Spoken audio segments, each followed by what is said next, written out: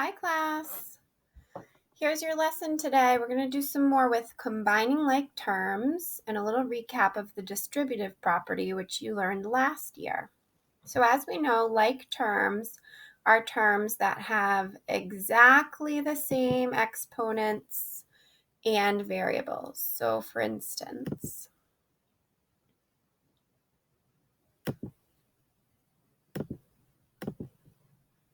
right, an example of like terms would be 7y squared and 3y. Am I right? Are those like terms, 7y squared and 3y? If you said no, you're correct. Those are not like terms.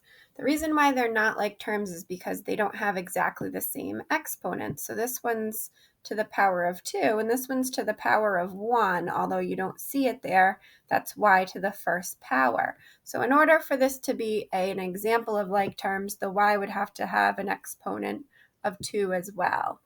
Okay, unless their exponents are matching and their variables are matching, then they're not like terms. Here's another example of like terms. Let's do it in a different color. Let's make it negative. So if you had negative 9ab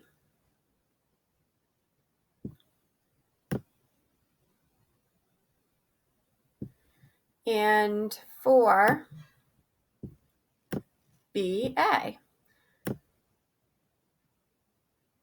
so although their variables are not in the same order, they do have matching variables with matching exponents. So there's no exponents involved there. And by the commutative property of multiplication, we know we could switch the order around there and this term. So those are also examples of like terms. A coefficient is the number that's attached to the variable. It's the one multiplying the variable. It's always in front of the variable. So the coefficient of this term here would be negative 9, and the coefficient of this term here would be 3. A constant is a number that doesn't have a variable attached. So let me give you an example of that. 3x minus 5. So the constant is actually 5, and the coefficient is 3. And if we wanted to be really precise, we could say that the constant is actually a negative 5, because subtracting a positive is the same as adding a negative. All right, so there's your coefficient. Your coefficient is 3, your constant is negative 5, and there are 2 terms in this expression. The terms are the parts that are separated by plus and minus signs. Now for the distributive property. So recapping last year. The distributive property gives you the option to multiply before you add or subtract. So here's an example of the distributive property. We'll get into this a little bit more later. But because what we have inside these parentheses here are unlike terms, we cannot follow order of operations. We can't add and then multiply in this case, because we can't combine a 3x with a 4. Those are unlike terms. So in order to simplify this, we're going to need to use the distributive property, which tells us to multiply the number outside the parentheses by each term inside the parentheses. And the most common mistake students will make is they'll remember, and I'll even make this too sometimes if I'm going too fast, we remember to multiply the 2 by the 3x, but forget to distribute the 2 to the 4 as well. So the answer to this one, this expression in simplest form, would be 6x, 2 groups of 3x, that would be 6x, plus 2 groups of 4, so 2 times 4 is 8. And this is as far as you can go.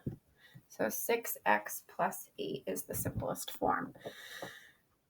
The commutative property, little recap, is true for addition and multiplication, but not subtraction. So order matters with subtraction, and not division. So it's true for these two. And this is what the commutative property looks like with arithmetic, with algebra, and this is addition, and here's multiplication. So just like I showed you above, by the commutative property of multiplication, these two are the same. So A times B is equal to B times A. The associative property is true for addition and multiplication, in which case you can change the order in which you group your numbers, rearranging the order. So it says simplify the following expressions by combining like terms. In order to do this, we're going to first have to identify our like terms. And I like to use different colors to find them. So here's one pair of like terms. They're both positive. And circling my other pair of like terms, include that sign that comes in front of the term, because that's going to tell you what value you have. Do you have a positive or do you have a negative value? So 5G, if I were to combine these together, a 5G plus a 9G is a 14G.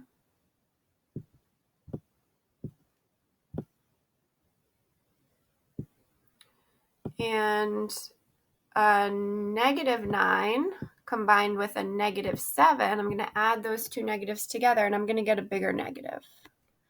So it would be a negative 16, I believe. Okay, so 14G minus 16 is the final answer, and that's as far as you can go. So if I were to put a text box, my final answer is 14G minus 16. And there you have it. All right, this next one, we've got a constant here. We've got some y terms. We've got another constant here and some x terms. So let's start by rearranging the order. My 5x, my negative 8x. I've got a constant here and a constant here. And then I've got my y terms.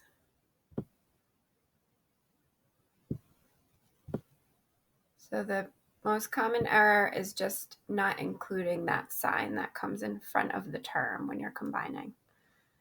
All right, when I do this, I'm going to combine 5x and negative 8x. What do those balance out to? I have more negative than I have positive, so it's going to balance out to a negative 3x. So subtract them and take the sign of the larger number. So 8 minus 5 is 3, make it negative. Now let's do the y terms. So a 3y plus 1y is a 4y.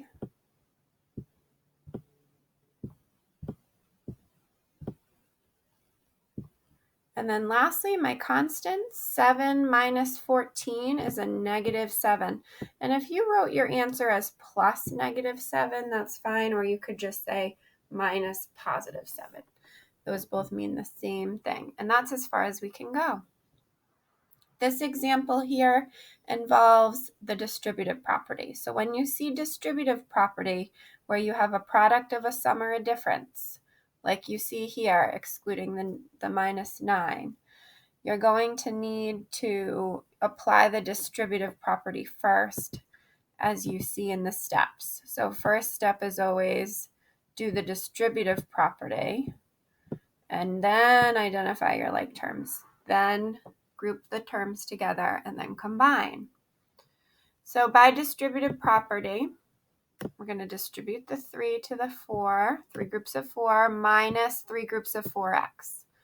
So 3 groups of 4 is going to be 12. Minus 3 groups of 4x would be 12x. Okay, this is a subtraction. So make sure you have subtraction there. Sorry, that's a messy X. And then I'm going to funnel down the minus 9.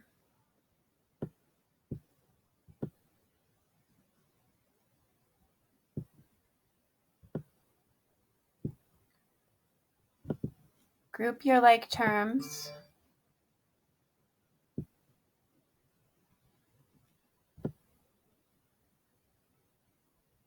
Okay, 12 minus 9 is 3. And funnel down your negative 12x. Okay, be careful with your signs. Okay, so there's that minus sign here, which makes this a minus here. So 3 minus 12x, or you could say negative 12x plus 3, or you could say 3 plus negative 12x. All of those are equivalent expressions. Here's a you try. So go ahead and give those a try. You can pause this video and try these now.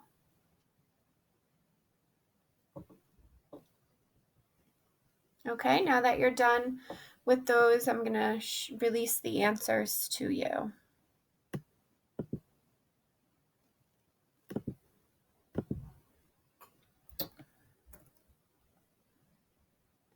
All right, so the 9a squared minus 1a squared would give me an 8a squared. And then the 5a minus 2a is plus 3a. Plus 3a. And then our constant remains alone.